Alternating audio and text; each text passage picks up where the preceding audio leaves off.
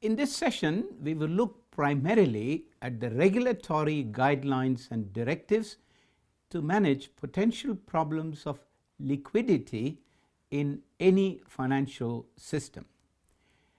Liquidity problems arise primarily for two reasons: either because of a sudden unforeseen withdrawal of deposits by customers, or two, sudden drawdown against loan commitments by customers.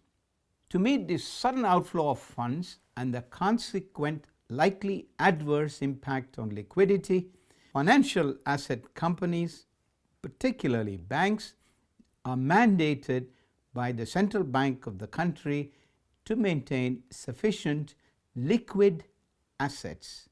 By that we mean assets that can be turned into cash at short notice, at a low transaction cost, without any loss in the value of the asset. The most liquid asset is, of course, cash, followed by government securities.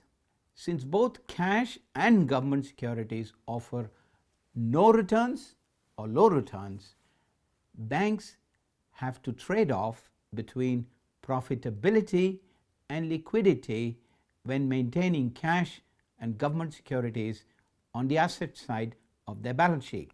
Banks do not, however, have a choice in this regard in view of the primary need to ensure short-term liquidity in the financial system as mandated by the central bank of the country.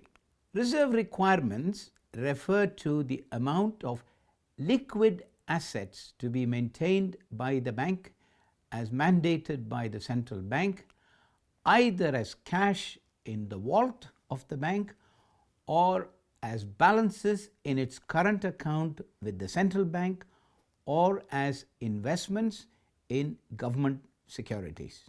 Almost all central banks mandate a reserve ratio, and by that we mean the amount of liquid assets to be maintained as a percentage of customer deposits in the bank's books.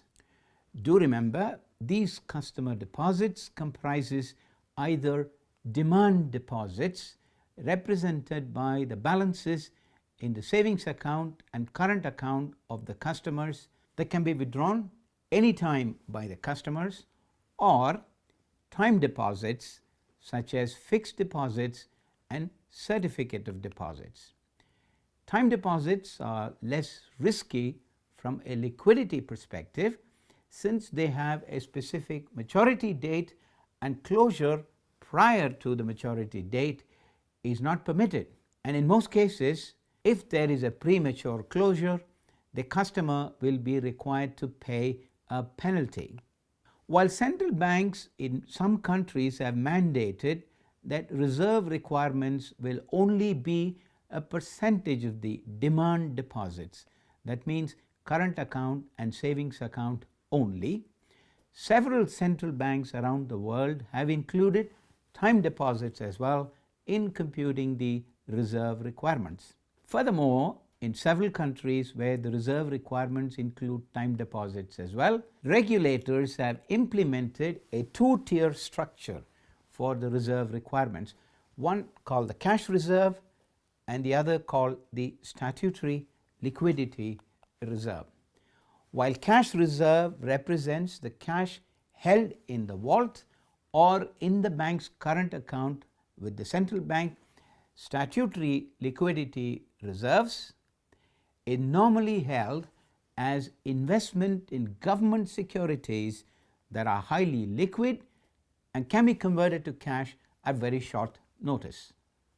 To further clarify and understand the computation and maintenance of reserve requirements, in the next couple of sessions we will work through the logic and the arithmetic of computing reserve requirements in one emerging country, that is India, and one developed country, that is the United States.